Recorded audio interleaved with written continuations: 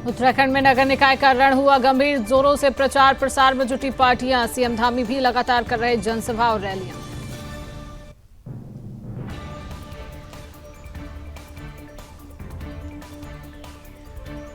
उत्तराखंड में नगर निकायों को लेकर भाजपा अपनी तैयारियों को दे रही अंतिम रूप। सभी वरिष्ठ नेताओं को सौंपी जा रही जिम्मेदारी। बीजेपी के प्रदेश अध्यक्ष महेंद्र भट्ट से लेकर खुद मुख्यमंत्री पुष्कर सिंह धामी भी प्रचारकों में शामिल।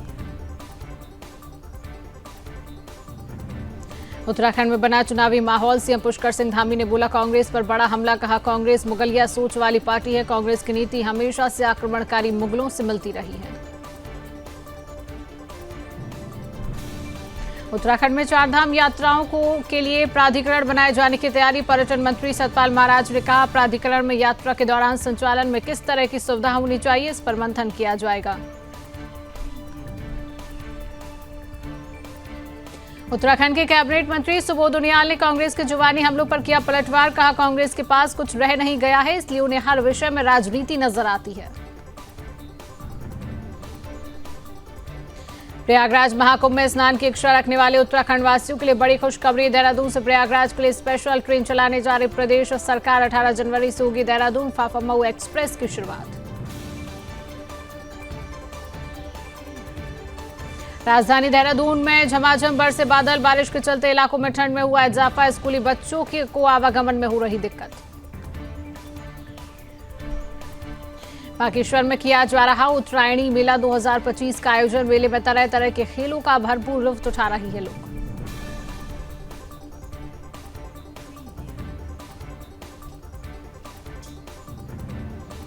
चमोली के बाद मुख्यमंत्री पुष्कर सिंह धामी ने ऋषिकेश में की जनसभा। भाजपा प्रत्याशियों के लिए जनता से मांगे वोट मांगे। कांग्रेस पर कसा करारा तंज।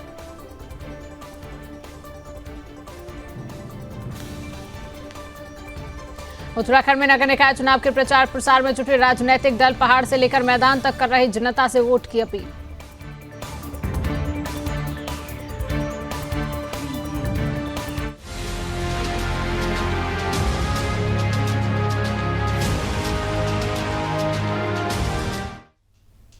नमस्कार, अपना उत्तराखंड देख रहे हैं आप और मैं हूं आपके साथ शिवांगी जैन। बुलेटिन की शुरुआत कर रहे हैं बड़ी खबर के साथ, जहां पर उत्तराखंड में अब नगर निकाय का रण गंभीर हो चुका है।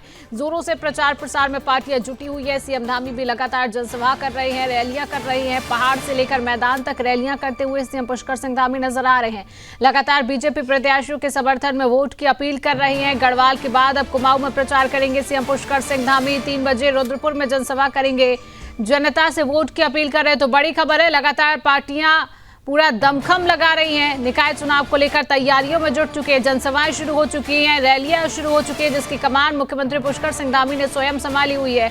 और आज 3 बजे रुद्रपुर में जनसभा करेंगे सीएम पुष्कर सिंह धामी। जनता से वोट की अपील करेंगे और गढ़वाल के बाद अब कुमाऊं में भी प्रचार प्रसार किया जाएगा, जिसका पूरा जिम्मा सीएम पुष्कर सिंह धामी ने किया है। और जनता से लगातार पार्टी के समर्थन में वोट करने की अपील की जा रही है। तो लगातार भारतीय जनता पार्टी कहीं ना कहीं जोरों और शोरों से अपने प्रचार प्रसार में जुटी हुई है और लगातार भारतीय जनता पार्टी की तरफ से जीत का कहीं ना कहीं दावा किया जा रहा है। जिस तरीके से विकास के मुद्दों को लेकर भारतीय जनता पार्टी मैदान में उतरती है और उसी तरह से लगातार यही कहा जा रहा है कि भारतीय जनता पार्टी की इस बार निकाय चुनाव में जीत होगी। लगातार प्रत्याशी अपनी तरफ से दावा करते हुए नजर आ रहे हैं और इसकी कमान स्वयं सीएम पुष्कर सिंह धामी ने संभाली हुई है। पहाड़ से लेकर मैदान तक सीएम पुष्कर सिंह धामी रैलियां करते हुए नजर आ रहे हैं, जनसभाएं करते हुए नजर आ रहे हैं, प्रचार प्रसार करते हुए नजर आ रहे हैं। तो उत्तराखंड में लगातार नगर निकाय चुनाव का रण अब गंभीर होता जा रहा है, जहां पर सारी पार्टियां जो है लगातार तैयारियों में जुटी हुई हैं, प्रचार प्रसार में जुटी हुई है। अपनी अपनी पार्टियों को लेकर प्रचार प्रसार किया जा रहा है। भारतीय जनता पार्टी भी लगातार जनसभा और रैलियां कर रही है। सीएम पुष्कर सिंह धामी आज 3 बजे रुद्रपुर में जनसभा करेंगे और लगातार जनता से वोट करने की अपील करेंगे सीएम पुष्कर सिंह धामी।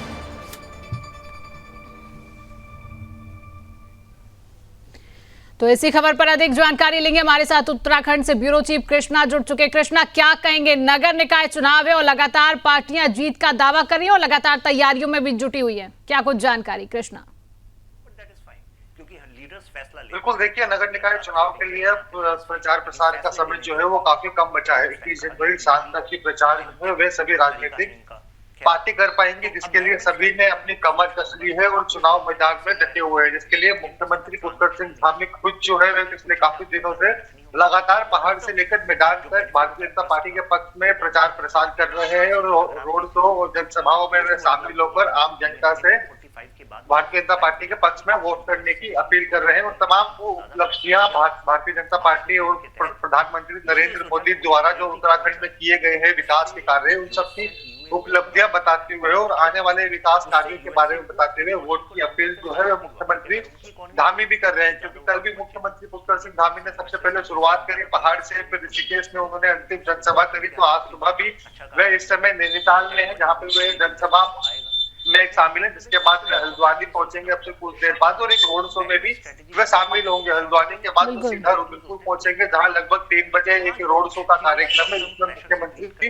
पुष्कर सिंह धामी शामिल होंगे। क्योंकि जहां भी मुख्यमंत्री कृष्णा, क्या लगता है जिस तरीके से भारतीय जनता पार्टी लगातार विकास के मुद्दों को लेकर मैदान में उतरती है, तो इस बार निकाय चुनाव में भारतीय जनता पार्टी कौन से ऐसे मुद्दे हैं विकास के जो जनता को गिना रही है और लगातार जनता से पार्टी के पक्ष में वोट करने की अपील कर रही है? कृष्णा, बिल्कुल, देखिए अगर हम नए मुद्दों की बात करें तो भारतीय जनता पार्टी का कार्यकाल पहले भी कई निकायों में रह चुका है, तो सभी जगह जो है वो विकास के कार्य ऑलरेडी उत्तराखंड में सरकार के नेतृत्व में किए गए हैं। क्योंकि चाहे हम कुमाऊं की बात करें और चाहे गढ़वाल की बात करें, बिना मतभेद ये मुख्यमंत्री पुष्कर सिंह धामी जो है वो दोनों ही मंडलों में जो है वो विकास के कार्य तेज गति से करे जा रहे हैं। चाहे हम गढ़वाल की बात करें तो यहाँ पे भी all weather road, rail network जैसी तमाम सुविधाएं जो है अब स्थानीय लोगों को मिलने जा रही है। और उसके साथ ही कुमाऊं की बात करते हैं तो वहाँ पे भी तमाम विकास कार्य जो है मुख्यमंत्री। बिल्कुल कृष्णा, कहीं ना कहीं भारतीय जनता पार्टी जो पहले भी विकास कार्यों को लेकर मैदान में उतरी और इस बार भी कहीं ना कहीं विकास का मुद्दा अहम पार्टी ने बनाया हुआ है। फिलहाल कृष्णा, तमाम जानकारी साझा करने के लिए आपका बहुत बहुत धन्यवाद। तो सीधा रुख करेंगे नैनीताल की ओर जहाँ पर सीएम पुष्कर सिंह धामी क्या कुछ कह रहे हैं, आइए आपको सुनवाते हैं। हमारे पूरा क्षेत्र में सभी पर सड़क, शिक्षा, स्वास्थ्य, पेयजल सहित सभी के इंफ्रास्ट्रक्चर मजबूती से बनाए जा रहे हैं, मजबूती से तैयार किए जा रहे हैं। वहीं दूसरी ओर चाहे वो हमारा केदारखंड हो या केदारखंड के साथ साथ मानसखंड के हमारे कुमाऊं क्षेत्र के सारे जितने हमारे पौराणिक मंदिर हैं उनके पुनरुत्थान का, उनके पुनर्निर्माण का, नवनिर्माण के हजारों करोड़ की योजनाएं स्वीकृत की जा रही हैं। हमने मंदिर माला मिशन उत्तराखंड के हमारे इस कुमाऊं क्षेत्र के सभी मंदिरों के लिए बनाया है, जिसमें पहले चरण में हमने 16 प्रमुख मंदिरों को इसके पुनर्निर्माण और निर्माण के लिए उनका चयन हो रहा है। भाई बहनों, इसके कारण से तेजी से हमारे पूरे क्षेत्रों में तेजी से पर्यटन बढ़ा है। आने वाले दर्शक, श्रद्धालु, तीर्थयात्री बड़ी संख्या में आज देवभूमि उत्तराखंड आ रहे हैं। इसके साथ ही हमने अन्य क्षेत्रों में भी, चाहे वो खेल का क्षेत्र हो, पर्यटन का क्षेत्र हो, एडवेंचर एक्टिविटीज के हब के रूप में हमारे राज्य को, उत्तराखंड को स्थापित करने का प्रयास किया जा रहा है। मैं आप सबको बताना चाहता हूं कि इस वर्ष हमको राष्ट्रीय खेलों की मेजबानी का अवसर मिला है और ये अवसर हमारे लिए बहुत बड़ा अवसर है, जिसका आने वाले 28 तारीख को हमारे प्रधानमंत्री जी देहरादून में राष्ट्रीय खेलों का शुभारंभ करने वाले हैं, जिसमें पूरे देश से 10,000 से भी ज्यादा खिलाड़ी भाग लेने वाले हैं। और उन 10,000 खिलाड़ियों का हम सब उत्तराखंड वासियों को स्वागत करना है और उसका जहां उद्घाटन समारोह, शुभारंभ समारोह देहरादून में होगा, वहीं उसका समापन समारोह हमारे इसी नैनीताल जिले के गोलापार स्थित हल्द्वानी के स्टेडियम में होगा। भाइयों बहनों, आज जहां अनेक गतिविधियां आगे बढ़ रही हैं, इसी क्रम में आज नैनीताल, भीमताल, भवाली क्षेत्र में सड़क का क्षेत्र हो, स्वास्थ्य, पेयजल एवं इससे जुड़ी हुई अनेक परियोजनाओं पर तेजी से काम चल रहा है। जहां एक और बलिया नाले की पहाड़ी की हमने ट्रीटमेंट का काम यहां पर प्रारंभ हुआ है और ट्रीटमेंट के साथ साथ उसका सौंदर्यीकरण भी, सुधारीकरण भी, और जो धनराशि विभाग ने हमसे और उसकी जरूरत बताई थी वो धनराशि भी हमने स्वीकृत कर दी है। अन्य राशि भी स्वीकृत की है।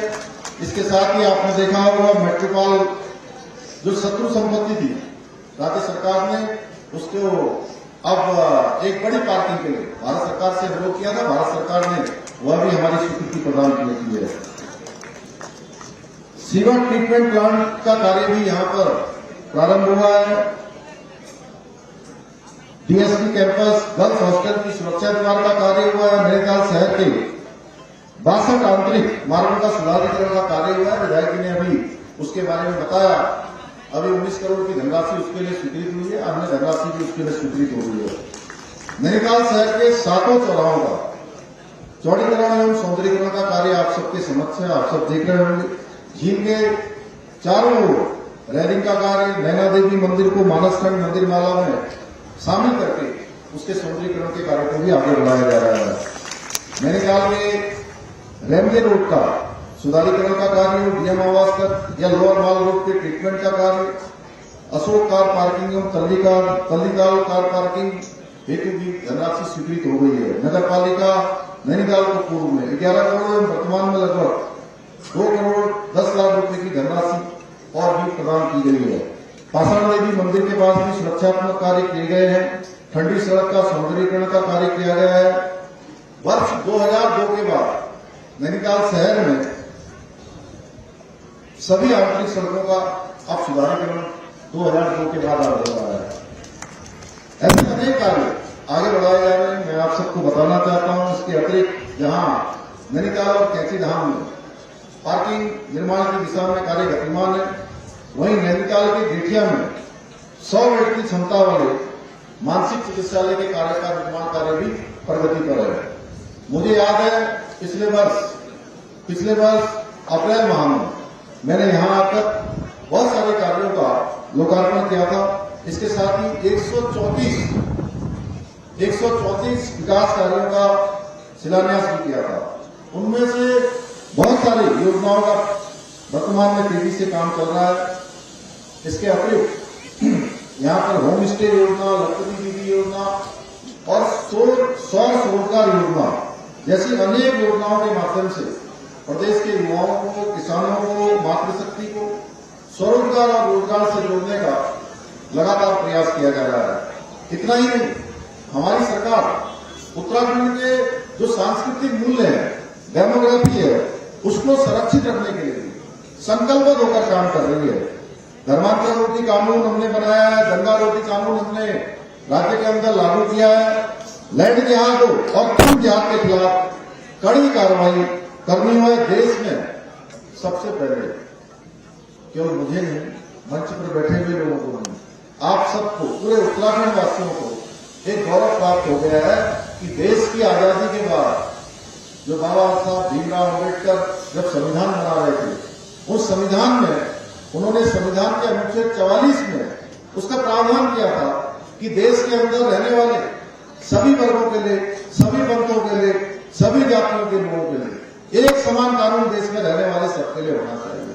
भाइयों बहनों, बाबा साहब के सपनों को धरातल पर उतारने का काम सबसे पहले उत्तराखंड की भारतीय जनता पार्टी की सरकार ने किया है। उसका गौरव हम सब उत्तराखंड वासियों को प्राप्त है। और इसी महीने हम इसको लागू करने वाले हैं। हमने प्रदेश में सुख शांति और सुशासन सुनिश्चित करने के लिए हम हर संभव प्रयास कर रहे हैं। इस क्रम में अब प्रदेश में जमीनें खरीदने वाले जो बाहरी लोग हैं, उनकी भी हम गहनता से जांच कर रहे हैं। अगर कोई भी कहीं पर भी नियमों का उल्लंघन करता हुआ पाया जाता है तो उसके भूखंड को, उसकी जमीन को सरकार में निहित किया जा रहा है। ऐसे 750 स्थानों पर ऐसे मामले पाए गए हैं।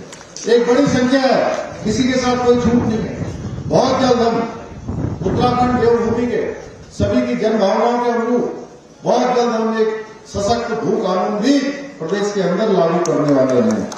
जो आज राज्य के मूल स्वरूप के साथ खिलवाड़ करने वाले हैं, उनके खिलाफ भी हमने कड़ी कार्रवाई सुनिश्चित कर रहे हैं। आज के इस अवसर पर मुझे ये बताते हुए हर्ष का अनुभव हो रहा है कि हमारी सरकार द्वारा जो नकल विरोधी कानून बनाया गया है, आज नकल विरोधी कानून पूरे देश के लिए, हम देश के अन्य राज्यों के लिए उदाहरण बन गए।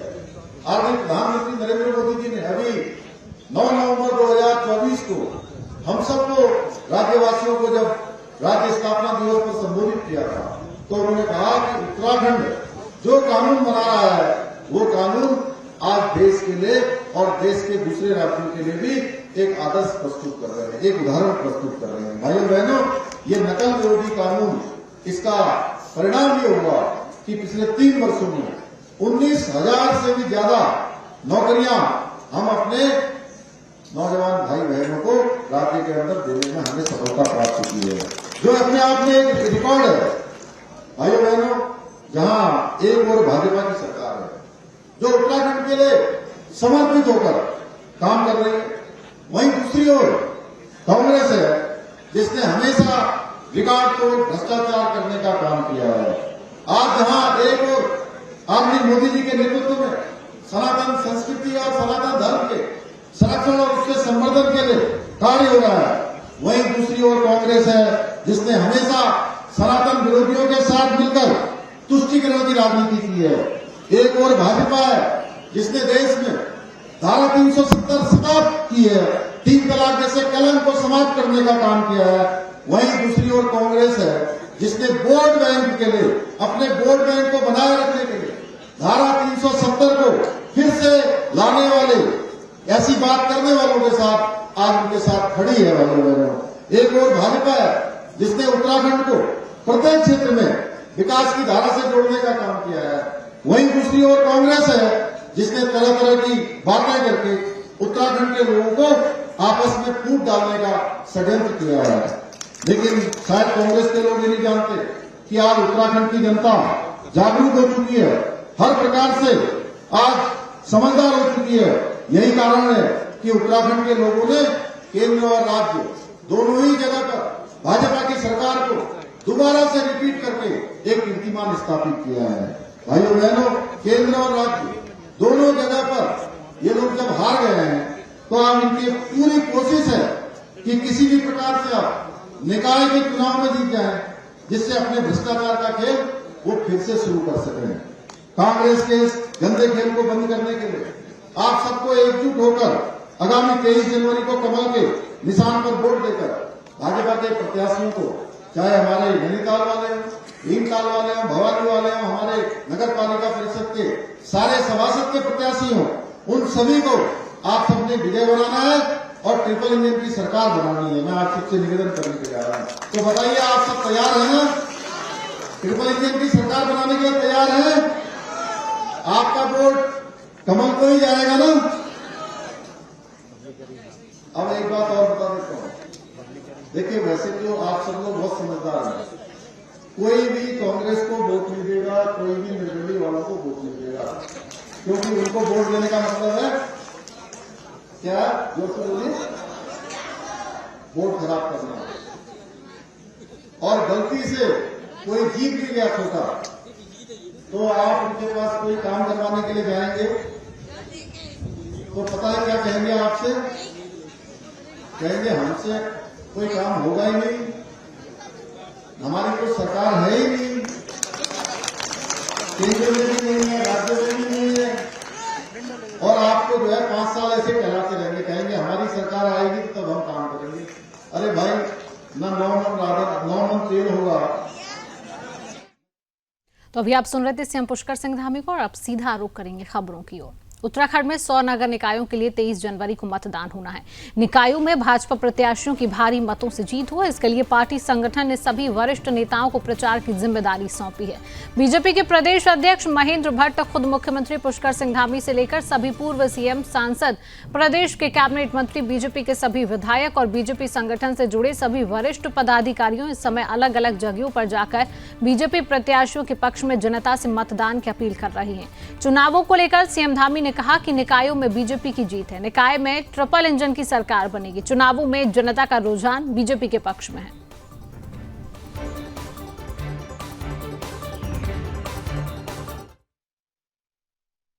पूरा चुनाव अभियान चल रहा है। मेरे भी लगे हैं कार्यक्रम, और हमारे सब आदरणीय मंत्रीगणों के भी लगे हैं, विधायक अपने अपने क्षेत्रों में कर रहे हैं, आदरणीय सांसदगण कर रहे हैं, हमारे जो वरिष्ठ नेतागण हैं, हमारे पूर्व मुख्यमंत्री हैं, उनको भी सभी से निवेदन किया गया है, सारे लोग, क्योंकि जब भी चुनाव होता है तो सब लोग कार्यकर्ता के भाव में आकर काम करते हैं और जिसकी जहां आवश्यकता होती है वहां अपना योगदान देते हैं।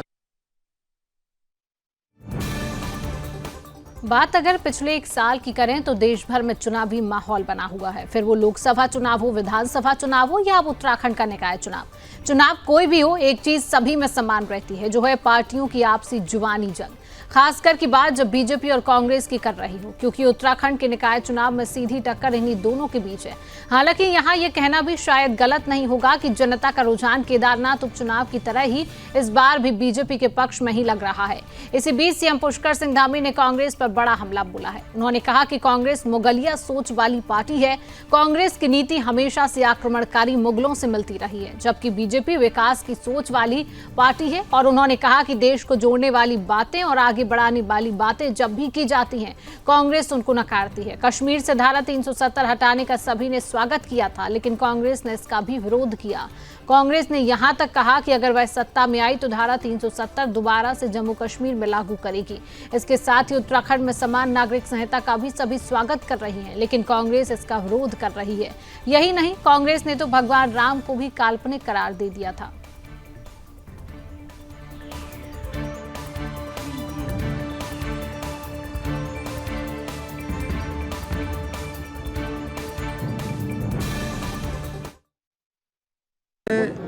हम जब समान नागरिक संहिता की बात करते हैं तो वो हमेशा कहते हैं कि एक वर्ग को हम टारगेट कर रहे हैं, जबकि हम किसी वर्ग को टारगेट नहीं कर रहे हैं। अयोध्या में भगवान श्री राम का मंदिर बन रहा था तो उसको काल्पनिक बताते हैं। कश्मीर में आदरणीय प्रधानमंत्री मोदी जी के नेतृत्व में देश की आज़ादी के बाद एक देश के अंदर बड़ा अभिशाप था, कश्मीर भारत का अभिन्न अंग नहीं बन पाता था, नहीं था, उसको देश का अभिन्न अंग बनाने का काम धारा 370 समाप्त करी गई। उस धारा 370 को फिर से लागू करने की बात करती है, इसलिए उनकी सोच मुगलिया है। और वो जो वक्फ हमारे मंदिरों की ज़मीन है, गाँव की ज़मीन है, वो वक्फ बोर्ड को दिया गया है कई जगह पर।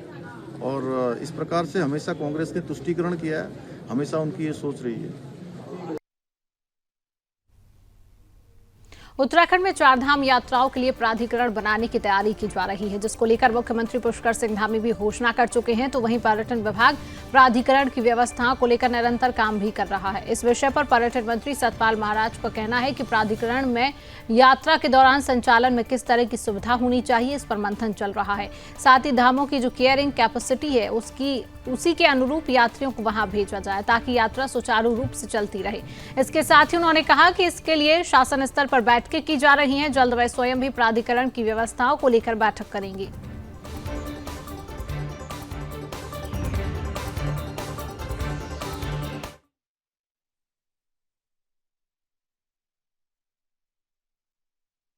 प्राधिकरण के अंदर जो यात्रा के संचालन को देखा जा रहा है कि संचालन के अंदर सुविधा दी जाए और कैरिंग कैपेसिटी जो जहां की है, जिस धाम की है, उस कैरिंग के सब कैपेसिटी के मुताबिक लोग पहुंचे, लोगों को सुविधा मिले, यात्रा सुचारू रूप से चलती रहे, ये हमारा कहना है। और इसी के लिए जो है पहले आनंद वर्धन जी ने एक मीटिंग ले ली है, उसके बाद फिर मैं मीटिंग लूंगा और इसमें सभी के जितने भी स्टेक होल्डर्स हैं उन सब के सुझाव लिए जाएंगे, चाहे ट्रांसपोर्ट वाले हों चाहे सभी लोग हों। और हमारा ये मानना है कि जो ट्रांसपोर्ट अथॉरिटी के लोग हैं और ट्रांसपोर्ट में जो काम करते हैं वो जीएसटी का बिल हमारे उत्तराखंड में काटें। अगर टैक्सी का जीएसटी का बिल दिल्ली में कटता है तो दिल्ली की स्टेट को लाभ होता है, उत्तराखंड को लाभ नहीं मिलता। तो हम ये चाहते हैं कि यात्रा करने वाले, क्योंकि यात्रा को हरिद्वार से ऋषिकेश से प्रारंभ करते हैं, तो जीएसटी के समस्त बिल जो हैं वो उत्तराखंड में ही कटने चाहिए। उत्तराखंड के कैबिनेट मंत्री सुबोध उनियाल के बयान को लेकर कांग्रेस बीजेपी पर लगातार निशाना साध रही थी, जिसके बाद अब कांग्रेस के हमले के बीच कैबिनेट मंत्री सुबोध उनियाल ने सफाई दी है। उन्होंने कहा कि कांग्रेस को हर विषय में राजनीति नजर आती है। कैबिनेट मंत्री ने सफाई देते हुए कहा कि मैंने अपने बयान में यह कहा था कि जिन जगहों पर सामान्य सीट होती है वहां पर आमतौर पर पुरुषों को ही पार्टियां चुनावी मैदान में उतारती हैं। कोटद्वार नगर निगम से पहले भी एक महिला कांग्रेस की मेयर रही है, उनका टिकट काटकर दूसरी महिला को कांग्रेस ने चुनावी मैदान उतारा है। उन्होंने कहा कि मैं महिलाओं का पूरा सम्मान करता हूं, कांग्रेस को विधानसभा चुनाव में भी महिलाओं को टिकट देना चाहिए। कुछ ढूंढती है, कुछ बोलना है, क्योंकि बोलने को कुछ रह तो नहीं किया। मैंने बहुत स्पष्ट कहा था कि सामान्यतः जनरल सीटों में हमेशा मेल को ही लड़ाने का काम किया गया और वहाँ पर कहीं ना कहीं इसके पीछे ये कॉन्स्पिरेसी है कि कोटद्वार में नेतृत्व पैदा ना हो। और दूसरा कारण यह है कि अगर महिला को टिकट देना था तो मेरा ये कहा था मैं महिला में, क्योंकि निवर्तमान मेयर महिला थी, तो पहला हक निवर्तमान मेयर का बनता है कि उनको टिकट दे दिया जाए। इसका मतलब स्पष्ट है कि हार भी दिख रही थी कि स्पष्ट हार है, इसलिए निवर्तमान मेयर को रिपीट नहीं किया और एक महिला को केवल बलि का बकरा केवल हराने के लिए बना दिया। ये मैंने अपने जो मेरी मंशा थी, मैंने यही वहाँ पर कहा महिलाओं का हम सम्मान करते हैं और भारतीय जनता पार्टी की तो कोटद्वार से विधायक की महिला है, कभी विधानसभा में भी टिकट देने की कोशिश करो ना। प्रयागराज में 13 जनवरी से शुरू हो चुके महाकुंभ के लिए देहरादून से फाफामऊ रेलवे स्टेशन तक चलने वाली विशेष आरक्षित ट्रेन में रिजर्वेशन शुरू हो गया है। इस ट्रेन में एक बार में 1200 यात्री आवागमन कर सकेंगे। ट्रेन में 2 सामान्य, 12 स्लीपर और एक कोच एसी थर्ड और एसी सेकंड के होंगे। उत्तर रेलवे मंडल ने देहरादून वासियों को महाकुंभ में पहुंचाने के लिए विशेष आरक्षित ट्रेन दून फाफामऊ एक्सप्रेस शुरू की है, जिसको लेकर देहरादून के डिप्टी स्टेशन सुप्रिंटेंडेंट विपुल नौटियाल ने बताया कि देहरादून रेलवे स्टेशन से फाफामऊ तक ट्रेन संचालित की जा रही है। यह ट्रेन देहरादून रेलवे स्टेशन से 18 जनवरी और 9 फरवरी को रवाना होकर हरिद्वार, नजीबाबाद, मुरादाबाद होते फाफामऊ पहुंचेगी। वहीं फाफामऊ रेलवे स्टेशन से यह ट्रेन 19 जनवरी और 10 फरवरी को वापसी करेगी और देहरादून पहुंचेगी। ट्रेन में यात्रियों को सभी आवश्यक सुविधाएं मिलेगी।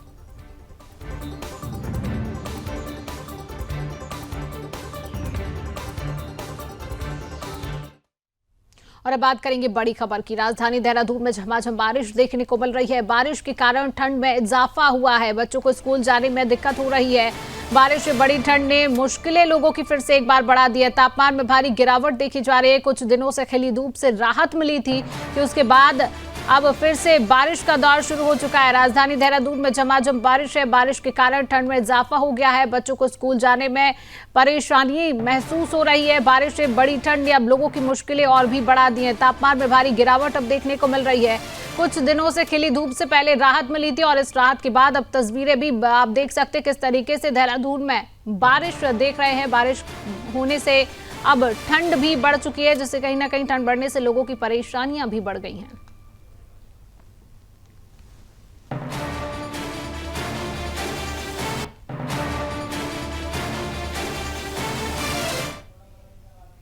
फिलहाल के लिए इस खास बुलेटिन में इतना ही। देश और दुनिया की तमाम खबरों को जानने के लिए आप देखते रहिए सुदर्शन न्यूज। जय हिंद।